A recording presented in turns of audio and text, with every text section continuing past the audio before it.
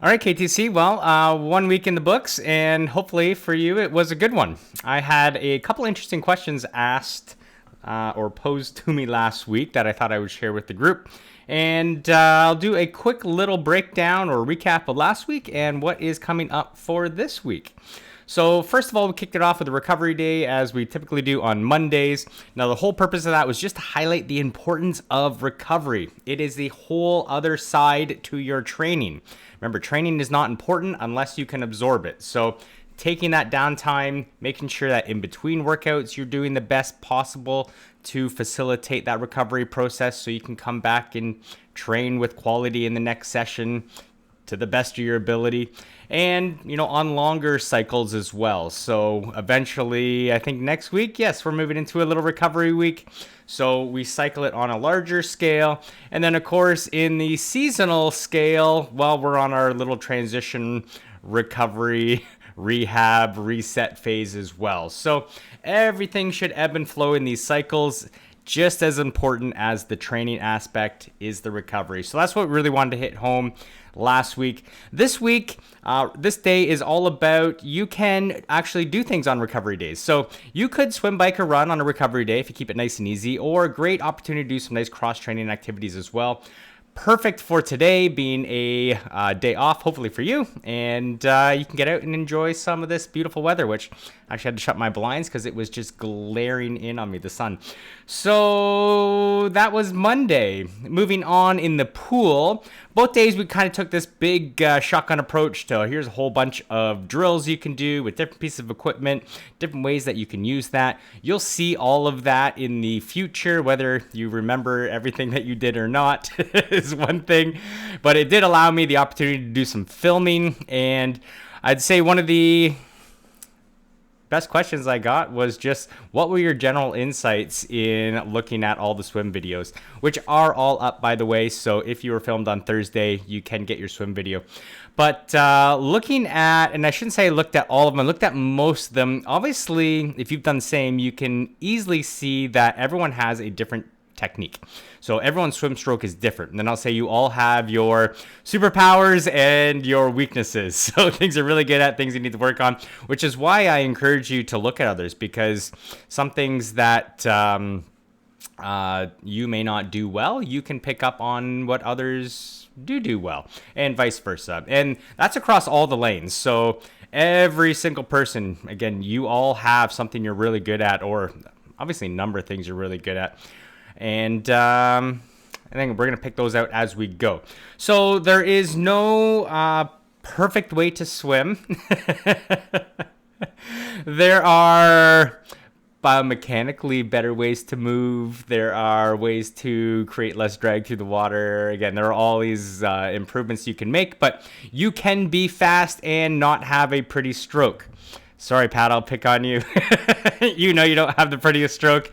We're going to work on it, but you're super fast. So it's possible. And then you can have a really pretty stroke and, be slower. So speed isn't all technique. So don't get overly consumed with technique, which is why as you kind of progress through the season, I let you do more swimming, less picking on you, less drill work. And sometimes it's just good to train, feel the water, work on the fitness. And of course, there are times where right now, and this would be another insight that I picked up on, this is the time to go slow and focus on the technique. So everything you do, nice and easy, slow it down, enjoy it. You can't learn new skills or ingrain new movement patterns at full speed. It's just like learning any new skill. You slow it down, quarter speed, half speed, slowly build it up. You're running any drill in any other sport. You're hockey formations, basketball, football. You're running quarter speed, half speed. Same in swimming. Slow it down. We're working half speeds. I hope right now.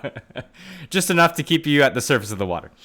So, again, major takeaway, at least in the pool, is you don't have to have the perfect stroke to be fast. You guys are actually all really good swimmers. And hopefully, now that we did a whole bunch of drill work, which would be big changes. I'm sure some of it felt weird and awkward, and that's great. Anytime we make change, that's what we're trying to have happen. You feel weird and awkward because we are reprogramming your motor neurons, those brain-body connections. And the more you can do that, the easier you can change and feel comfortable in that change, the better you'll become at making those small little changes when it gets down to, your stroke technique. So, pool sessions was great. Again, hopefully grab your video, and I'm going to be using those going forward. On to Wednesday, we're doing some foundation work. Again, just some simple balance, stability work. If you can work this in, this is really, really good work. My takeaways for the runs is, man, it felt really nice to just run easy. So keep it running easy. We did a little warm-up orientation. If there's one thing to do for running is warm up well, please. Even just going out for easy endurance runs. Do your activation, do your gradual build, do your little warm-up drills. And if you need to work in a little bit of intensity before you get into that, do that too. So that's what we did on the Thursday, just to kind of give you an overview of this is really how you should warm up as opposed to just going out the door and hitting it.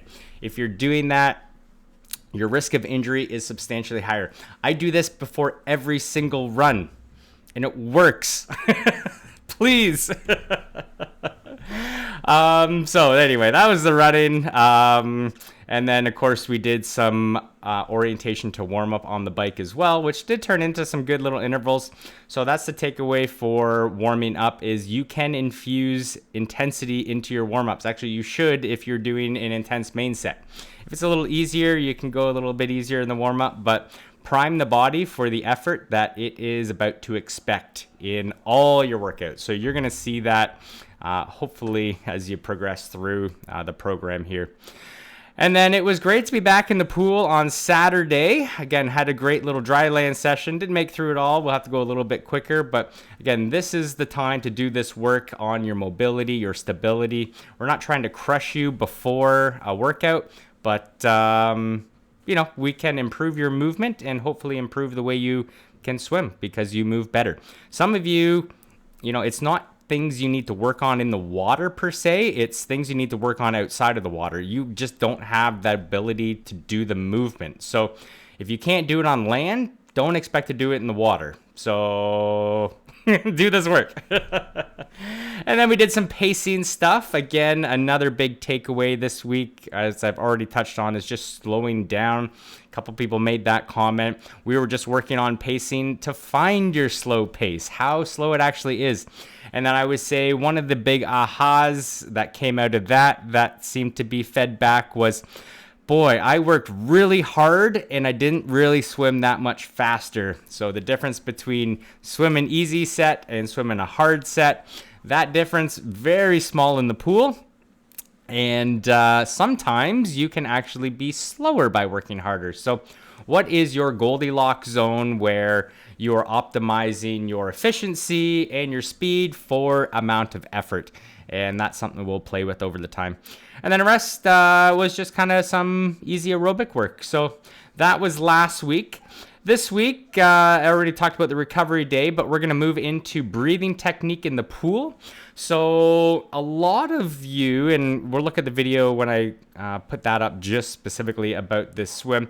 A lot of you do a couple little funny things when you're breathing. First of all, we want to make it as natural as possible. There are two schools of thought. One is do a slight breath hold to keep the lungs inflated a little bit more for buoyancy's sake. On the other side, there's a school of thought of just breathe naturally because you don't want to be building up any additional carbon dioxide that's not necessary. So holding your breath a little bit disrupts that natural breathing flow. And it'd be like running like this.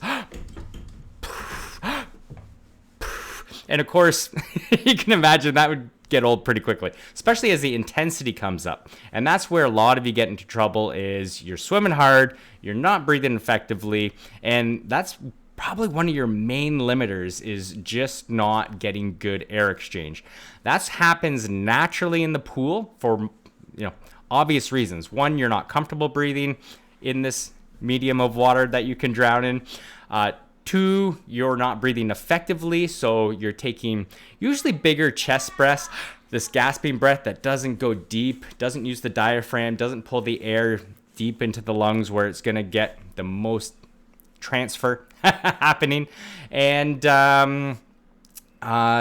the other issue being the rhythm is not regular. You're usually inhaling a lot quicker, which again usually forces that gasp, as opposed to running or cycling. You have all the time to breathe in as you like. You can usually keep the same rhythm where if you're breathing, say, out for 2 seconds, you're breathing in for 2 seconds. So in the pool, obviously you have to time that breathing with that arm pull, which is usually a lot quicker than you're normally doing. And then again, that whole rhythm brings down the effectiveness of your breathing. So we're going to work on that.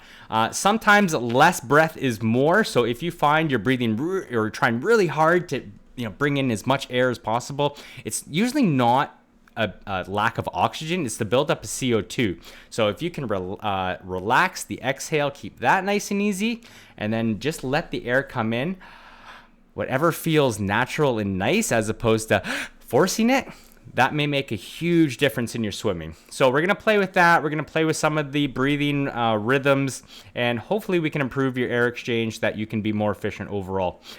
So moving on to Wednesday, we're going to work on some posture in the run. So we are at H2O in the morning. If you want to join us in the mornings, remember you do need access for that. We'll do a little run working on posture, everything from head position to our body position upright, to our forward lean, our arm carriage. So that one's just going to give you a little cues to think about. If you have a mirror, if you're running on a treadmill, that would come in handy quite a bit.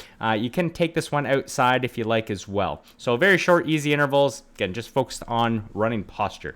Then we are going to do the group ride on Wednesday night is going to be a pseudo FTP test. So this little course will take us up this new climb in Zwift, which is called the grade. It acts as like a 20-minute FTP test, and that's going to qualify how well that ramp test actually did at estimating your FTP. And if you're really out of shape on that one, you're coming back all quick, it might bump up a little bit. But that one you're going to actually join through the club app. The Zwift Club using the companion app. So when you go on your Zwift companion app, you're going to go to clubs.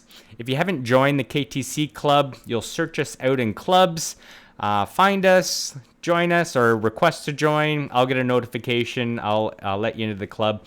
And then when it's time, or you can actually, I've already built the ride. So you can go into the KTC Zwift Club, join the event just as you join any other event, and all you need to do is show up on Wednesday just before 6, make sure you're ready to ride, and we are going to ride the grade. There's no workout to fool around with. You don't have to worry about anything connected in Training Peaks. This is just going to be the ride. It is built as a workout in here, but that's just to give you a training stressor and an idea of kind of what the intensity will kind of look like. So we'll warm up for a bit, and then we hit the grade, we'll go nice and easy before we hit the grade. Then we work hard for about 20-ish minutes, and then we'll finish up the rest of the route, or as far as you get. So that will be Wednesday, and that should be pretty much wrap up for really dialing in FTP at this particular point in time. And that will ensure that when we get to workouts like on Friday, which will be on your own on the bike, we can do these different intervals and actually be working at the correct intensity to elicit the exact physiological responses that we're looking for. Now, this workout is just to give you a taste of all the different training zones, all the way from tempo zone 3, which is a moderate, up to your maximum anaerobic capacity. And that's just to give you, again, a little taste of all the different intensities that you will see as we progress through the program. The pool on Saturday, again, highly encourage you, come out. We're going to repeat what we did activation-wise, just hopefully get through it a little bit quicker. Then we'll be hitting some pace time work. So using the pace clock and doing a big set of 50s, where we're going to start with using some rest, and basically just tracking your time, taking rest by time. And then we're going to do that set one more time, except use a specific pace time. Like you're going to do these 50s on a minute every time, and that will include your rest. So we're just playing around with a little bit of pacing as well, and that should give you a good little endurance stress. And the rest of the week is just some aerobic endurance. So that is what's coming up and what we did. So hopefully, again, keep it going. Hopefully you can make as many workouts as possible. I'd love to see you out as much as possible this week. And other than that, enjoy the rest of your weekend. And yes, we'll see you back in the pool tomorrow bright and early. Dark and early. It's dark now. Jeez.